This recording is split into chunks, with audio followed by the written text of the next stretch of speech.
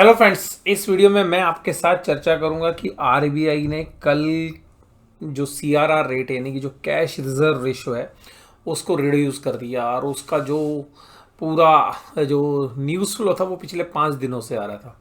और 5 दिनों से क्या न्यूज़ फ्लो आ रहा था? न्यूज़ फ्लो ये आ रहा था कि भाई जो है आरबीआई अपनी क्रेडिट पॉलिसी में जो फ्राइडे को अनाउंस हुई, यानी कि जो मॉनेटरी पॉलिसी कमेटी की मीटिंग के अंदर जो फैसला लिया गया, उसके संदर्भ में एक बाजार में रूमर्स था कि जो है रेट ऑफ इंटरेस्ट कट होगा।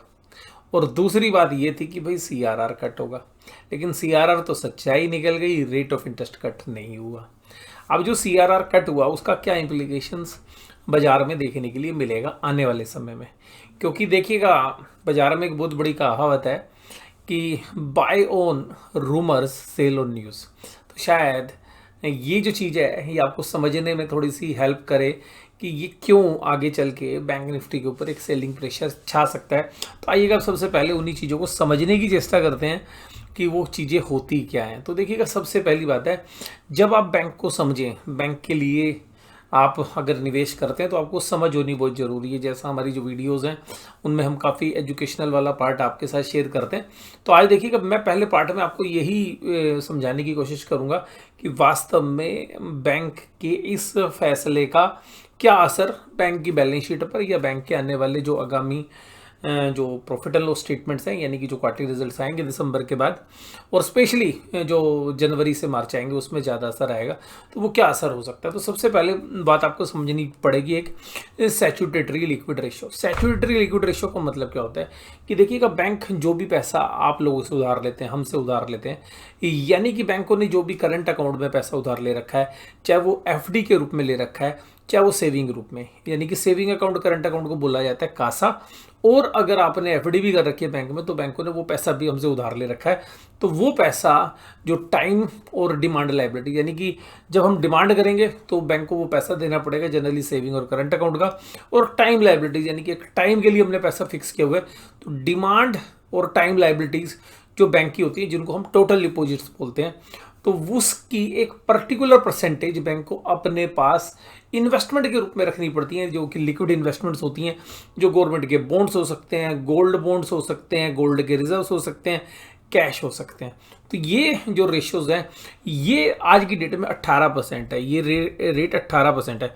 यानी कि अगर बैंक के पास मान लेते हैं डिपॉजिट 8 लाख रुपए के हैं, तो 8 लाख का 18% बैंक को ये लिक्विड इन्वेस्टमेंट में अपने पास रखना है। और रीजन ये है कि आरबीआई कहता है कि भाई ये पैसा इसलिए रखना है कि अगर डिपॉजिटर पैसा लेने आ जाए तो आप उस पैसे को दे सको। क्योंकि जो पैसा आपने उधार बांट रखा है उसकी तो रिकवरी आप रातों रात या बहुत शॉर्ट पीरियड में नहीं कर पाएंगे।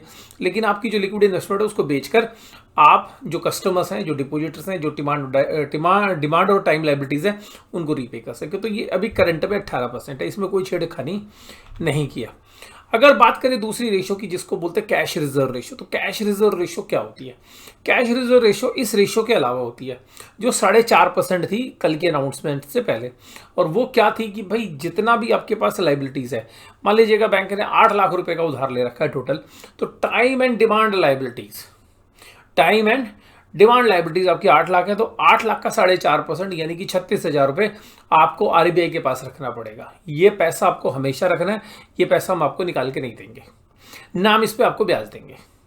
तो अल्टीमेटली 8 लाख का अगर मान लीजिएगा टाइम एंड डिमांड लाइबिलिटीज है, तो 36,000 रुपये आप हमारे पास रखिए, इस पर हम ना कोई ब्याज देंगे और ना ही जो है हम इस पैसे को निकालने देंगे, क्योंकि जितनी लाइबिलिटीज है वो आपके पास रहेगी।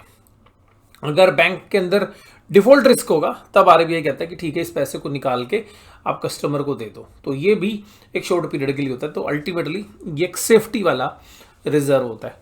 तो अब बात ये कि जो कैश रिजर्व रेशो इसको घटाकर 4.5 से 4% कर दिया गया। तो इसका असर क्या होगा? मान लीजिएगा बैंक के पास डिपॉजिट 8 लाख रुपए के थे, तो जहां 4.5% यानी कि 36,000 रुपये रखने थे, अब जो है आरबीआई के पास आपको 32,000 रुपये रखने हैं। यानी कि 8 लाख का 4%, जो कि 8 लाख का 4.5% बनता है 36,000 रुपये। तो अल्टीमेटली 4,000 जो रुपए हैं वो बैंक के पास उपलब्ध हो गए, क्योंकि बैंकों की बैलेंस शीट लाखों में या करोड़ों में होती है। तो अल्टीमेटली 8 लाख रुपए नहीं, मान लीजिएगा किसी बैंक के पास 8 लाख करोड़ रुपए के डिपॉजिट्स हैं, तो उसके पास अल्टीमेटली 4,000 करोड़ रुपए एक्स्ट्रा आ जाएंगे। तो जैसा कि आरबीआई के फैसले में बात हुई है, 1,16,000 करोड़ रुपए लगभग पूरे बैंकों के पास फ्री हो जाएंगे। यानी कि जो बैंकों के टोटल डिपॉजिट्स हैं उसका 0.5% एक्स्ट्रा पैसा बैंकों के पास उपलब्ध होगा। सारे बैंकों के पास मिला के तकरीबन 1,16,00,000 रुपए उपलब्ध होंगे। तो हमारे जो एग्जाम्पल में आपको समझ में आ रही है। तो अब इसका जो इम्प्लीकेशंस होते हैं वो क्या होते हैं? आरबीआई क्यों रखती है कैश रिजर्व रेशो, ये मैंने आपको बताया। क्योंकि ये जो पैसा है आरबीआई अपने पास रखती है कि भाई जो डिपॉजिट लाओ उसका 4.5% मुझे दे दो। अब आरबीआई ने कहा नहीं, अब 4.5 नहीं, तुम 4 दे देना। तो अल्टीमेटली जो पुराना पैसा है उस पर भी 4.5 हो जाएगा। तो ये जो 4% का रेट कल शक्तिकांता दास जो आरबीआई के गवर्नर, उन्होंने जो अनाउंसमेंट की उसके बाद भी शेयर बाजार क्यों नहीं चला, तो ये तो चर्चा करेंगे मैं अभी अगले वाले पार्ट में। लेकिन मैं ये उम्मीद करता हूँ कि आपको ये समझ में आ गया कि सीआरआर और एसएलआर क्या होता है। अब मुझे क्या लगता है कि ये जो पॉलिसी है इसके अंदर जो रेट कम हुआ है इससे कैसे बैंक मैनेज करते हैं। तो देखिएगा, जब रेट ऑफ इंटरेस्ट है, यानी कि जो रेपो रेट है, यानी कि जिस रेट पर आरबीआई और बैंकों के बीच में ट्रांजैक्शंस होती हैं जिनको रेपो रेट या रिवर्स रेपो रेट बोलते हैं।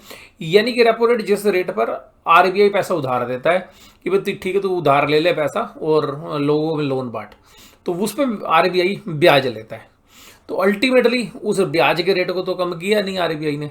आरबीआई ने कहा ठीक है, तेरे पास जो डिपॉजिट पड़े हुए ना उसमें से तू मेरे को 4.5 देता था ना, मैं जमा करता था मेरे पास, अब तू 4 जमा कर दियो।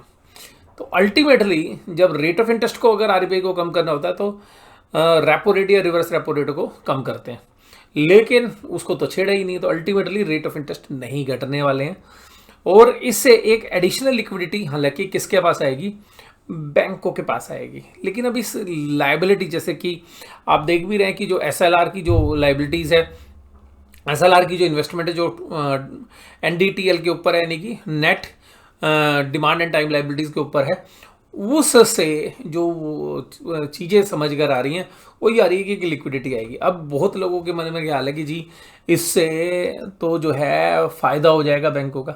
देखिए, बैंकों का फ़ायदा तो है, नो डाउट इसमें, लेकिन आपको ये बात समझनी है कि इसमें रिस्क किसका है। देखिएगा, मैं ये जो एग्जांपल आपको दे रहा हूँ कि देखिएगा 8 लाख रुपए के डिपॉजिट है, मान लेते हैं 1 लाख रुपए बैंक की इक्विटी कैपिटल है और 1 लाख उसके रिजर्व एंड सरप्लस यानी कि प्रॉफिट इकट्ठा किया हुआ, और 8 लाख के डिपॉजिट में जहां आरबीआई को 36,000 रुपये जमा कर रहे थे, वो अब नए हिसाब से वो कितना जमा करेंगे, खाली 32,000, यानी कि 4,000 करोड़ रुपये उनके पास फ्री हो जाएगा। अब 4,000 करोड़ रुपये इसके फ्री होने से क्या होगा कि 4,000 करोड़ रुपए आप लोन के रूप में बढ़ा देंगे, तो जो लोन्स एंड एडवांसेस या जो बैंक के पास कैश था वो 8,20,000 से बढ़कर 8,24,000 हो सकता है। तो अल्टीमेटली जो 4,000 करोड़ रुपए हैं, मान लीजिएगा इस सवाल के अंदर 4,000 रुपए, इस पे बैंक को एक एडिशनल इंटरेस्ट मिलेगा। तो जो पूरे बैंक के साइज में ऊंट के मुंह में जी रहा है, इससे ज़्यादा कुछ नहीं है। बैंकों की प्रॉफिटेबिलिटी के एंगल से भी देखें तो बैंकों को कोई बहुत मेजर प्रॉफिट चेंज हो जाएगा ऐसा कुछ नहीं है। तो यहाँ पर अब मुझे लगता है कि बैंकों के अंदर पिटाई का समय आ गया है, तो बैंकों में दोबारा से प्रॉफिट बुकिंग होएगी। और इस रूमर्स के ऊपर कि भाई ठीक है पंप कर दिया गया, तो मेरा जो व्यू है बैंक निफ्टी पे थोड़ा सा बेरिश हो गया है। और इसलिए हो गया क्योंकि ये जो इम्पैक्ट है बैंक को, अगर पूरी बैलेंस शीट साइज़ का अगर आप देखेंगे तो ज़्यादा से ज़्यादा क्या फ़र्क पड़ रहा है, पूरी बैलेंस शीट साइज़ का देखो 0.7% के आसपास, और प्रॉफिटेबिलिटी भी कितनी बढ़ेगी, मामूली सी आप ये समझ लीजिएगा, आधा % भी मैं ज़्यादा कह रहा हूँ, 0.1% के इससे ज़्यादा की प्रॉफिटेबिलिटी बढ़नी नहीं बैंकों की। और अब देखो बैंकों को चैलेंज क्या आएंगे। बैंक ये अगर 4,000 रुपये बांट देता है तो सबसे पहली बात है कि जो कैपिटल के सामने जो लोन्स एंड एडवांस है, जिसको हम कैपिटल एडिक्वेसी रेशियो बोलते हैं, क्योंकि इसके अंदर रिस्क होता है और कैपिटल से जब हम इसको डिवाइड करते हैं रिस्क वेटेड एसेट से, तो मान लीजिएगा कंपनी की कैपिटल एडिक्वेसी 24% आ रही है, और अगर ये लोन के रूप में बांट देंगे तो वो कैपिटल एडिक्वेसी रेशियो घट जाएगी। तो ऐसा इतना आसान नहीं है बैंकों के लिए कि इस पैसे को वो जाके सीधा लोन्स एंड एडवांसेस के रूप में दें, मुझे जहाँ तक समझ में आ रही है, पर फिर भी हम मान के चलते हैं कि दे देते हैं। तो इसमें हुआ क्या कि जो डिपॉजिटर्स हैं, मान लीजिए जो डिमांड और टाइम लायबिलिटीज थी, उन्होंने अगर 8 लाख रुपए दे रखे हैं तो उनकी प्रोटेक्शन के लिए जो पैसा था पहले वो क्या था, 36,000 और 1,44,000, ये पैसा था जो उनको प्रोटेक्ट कर रहा था, जो SLR में और जो है कैश विद RBI था, यानी कि जिसको हम CRR बोलते हैं। अब वो पैसा घटकर 4,000 घट गया, तो अल्टीमेटली किसकी सेफ्टी घट गई, डिपॉजिटर की सेफ्टी घट गई। तो जो डिपॉजिटर्स है, मान लीजिए कि अगर बैंक में कोई क्राइसिस आ जाए या इकोनॉमी में कोई क्राइसिस आ जाए और लोगों के पैसे की जरूरत हो, या हम ये कहते हैं कि इकोनॉमी में जैसे जीडीपी रेट घट रहा है, अगर जीडीपी की जब रेट घटती है तो अल्टीमेटली बैंकों के लोन डिफॉल्ट होने की संभावना बढ़ जाती है, एनपीए बढ़ जाता है।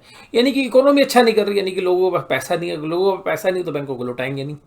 तो जब वो स्थिति आती है तो अल्टीमेटली किसका रिस्क बढ़ गया भाई? डिपॉजिटर का रिस्क बढ़ गया ना, जिसने बैंक को पैसे दे रखे हैं और बैंकों ने जो पैसे बांट रखे हैं अगर वो रिकवर नहीं होते तो अल्टीमेटली किसका रिस्क बढ़ जाता है? डिपॉजिटर का बढ़ जाता है। और सिमिलरली जिस आदमी ने इक्विटी कैपिटल खरीद रखी है किसी बैंक की, तो वो एक बात देखता है, क्योंकि इक्विटी का तो भैया क्या है, जितनी ग्रो करेगी, जितना कम रिस्क होगा उतनी ज़्यादा पी रेशो मिलेगी, और अगर रिस्क बढ़ेगा तो पी रेशो घट जाएगी। पी रेशो घटने का मतलब शेयर प्राइस घटेगा। तो अल्टीमेटली शेयर होल्डर का क्या हो रहा है? शेयर होल्डर का तो रिस्क बढ़ रहा है ना। शेयर होल्डर की जो कैपिटल थी उसके सामने जो लोन बांटा गया था वो कम था, अब लोन बंटने वाला मोड ज़्यादा हो गया। तो अगर बैंकों को किसी तरीके का संकट आएगा तो अल्टीमेटली वो इक्विटी शेल्डर्स को तो पास होने होगा। तो प्राइमरीली डिपॉजिटर का रिस्क बढ़ गया और सेकेंडली जो है इक्विटी शेल्डर का रिस्क बढ़ गया। तो इस तरीके से जो सीआरआर का जो इम्पैक्ट है वो मैंने आपको समझाया कि किस तरीके से बैंकों पर इम्पैक्ट पड़ता है। तो अल्टीमेटली एसएलआर घटता तो होता क्या कि बैंक अपनी इन्वेस्टमेंट को बेचकर लोन के रूप में बढ़ा देते, अगर वहाँ पर 1 या 2% होता। लेकिन आरबीआई ने कहा ठीक है, मेरे पास जो पैसा बैठा उसको 0.5% घटा देते हैं। तो मुझे नहीं लगता कि इससे कोई बहुत बड़ा चेंज आएगा। तो जो बैंक निफ्टी में जो सेल ऑफ हुआ था पिछले महीने, उसको लगभग रिकवर कर लिया और 52 वीक हाई के आसपास पहुंच गया बैंक निफ्टी, और निफ्टी नहीं पहुंच पाया। ये चर्चा करेंगे हम अगली वीडियो में। वीडियो देखने के लिए धन्यवाद। Thank you very much.